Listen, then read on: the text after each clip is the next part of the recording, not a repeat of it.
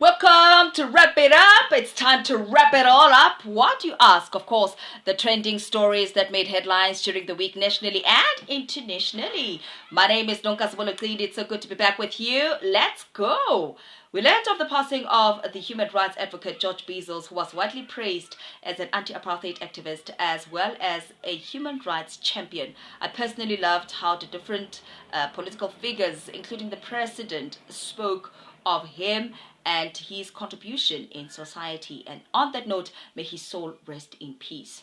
We saw EFF picketing across different Clicks outlets, and Clicks was saying that EFF needs to hold full responsibility for vandalizing some of its stores around the country, and they actually went to the High Court to get an interdict from resuming protests, and the court has reserved judgment. I personally don't see a day where Clicks will adhere to EFF to actually shut all its stores nationwide. Never. But nonetheless, I want to hear what your opinion is on this story. We learned of a confirmed murder case that happened in Mthatha. Police's Tembinkosi Kinana confirmed that a man shot his wife dead inside the Madeira police station in Eastern Cape. And it was so sad. Apparently, the woman was reporting a case of domestic violence against her husband.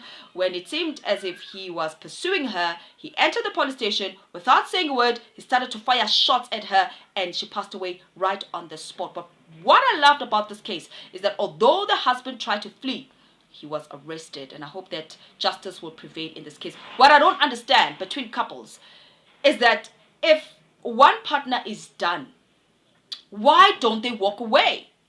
I don't understand partners that kill their loved ones if they don't want them anymore, or they don't want the relationship or marriage anymore. Why don't you walk away? Hamba, vaya, khan. Don't kill the person. Don't injure the person. Just walk away. It's as simple as that. I don't believe in one person ending another's life. No, it's just not fair. Shame, and I can imagine how petrified she was and how her family must be feeling. I hope that justice will prevail in this case. On that note, may her soul rest in peace. The Public Works Minister, Patricia de Lille, was implicated in the Beitridge border fence tender worth 40 million rand, and the Special Investigating Unit found that this tender was awarded irregularly. It was deemed as wasteful expenditure on top of that, and she also wrote a letter to one of the officials instructing them to do the work quickly. And what I was appalled by is, the interview in which 702's Bongani Bingwa was actually interviewing the minister, and she couldn't answer not one of the questions as to how she authorized the officials to do the work, whether she did it, does she account for it, and all those details surrounding the scandal in this tender. She couldn't answer one question. I was so disappointed. And yet she says that she's not scared and she's open for any investigation. Okay. I hope that justice will be done. Corruption just doesn't seem to stop in South Africa. I don't know why. Speaking of corruption, we also learned of the the travel to Zimbabwe of the ANC delegates that traveled in the South African National Defence Force jet. I was like, what? What kind of corruption is this? Surely the president had to write a letter to the defense minister requesting her to give a report of how that happened in her watch. So the ANC Secretary General Isma Khashile is saying that they are sorry, they can see that they were in the wrong, blah, blah, blah. Listen here, I don't care whether you're a government official or what. I just believe that nobody is above the law. Even government officials must be implicated. They must be brought to book when they have committed corruption. Okay, so he did say that they will reimburse the government for the costs incurred, etc. But more should be done. Don't just reimburse, but they should get the punishment that an ordinary South African would also get, because they're also not above the law. Simple as that. Right, when it comes to sports news, we learned that Orlando Pirates' Tembinkosi Lodge assaulted his girlfriend after she asked him questions of his whereabouts after he disappeared for hours. So instead of answering her, he assaulted her. He strangled and slapped her across the face. The girl said, "I'm having none of this." She went to the Midrand police station to report a case of assault. And well done, my girl. A lot of ladies have kept quiet. Some of them are in the grave for not speaking out of the assault that their partners have been doing to them. So well done to you. I'm disappointed in Temigosi. And Orlando Pirates didn't have anything much to say. They just said that they are against all forms of violence, especially violence against women and children. And they will let the authorities do their work. So it was quite objective, nothing too deep. When it comes to rugby, we learned that the World Cup, Rugby 2023 World Cup will be moved to December.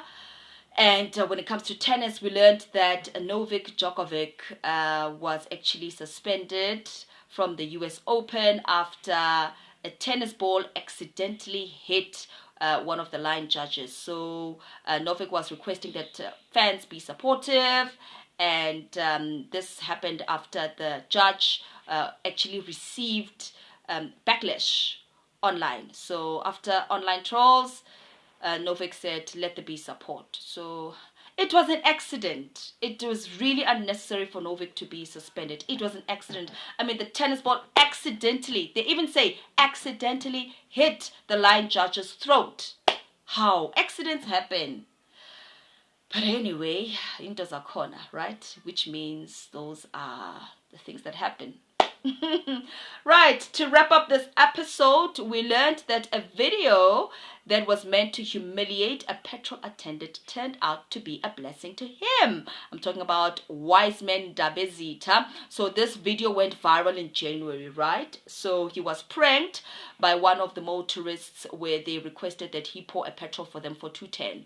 So he assumed in his head that it was 210, yet they meant that it was 210 rands. So obviously it was taken from his salary. But the video is trending now because money and donations from people across different backgrounds, people across the country from all walks of life are donating money to him. And it is so much money to an extent that he said he's going to build a house for his mother and pick up his life and take it to another level. So yeah, shame on those pranksters. What they wanted to happen actually didn't happen. Jesus said yes. He said yes, and their mission didn't prevail. So that's a wrap up of all those news stories that I had for you. Continue to like, to share, and to subscribe to my channel. Remember to click that bell to get notifications of any new episodes that you might be interested in or those that you might have missed. I'll be back again next week. Shut.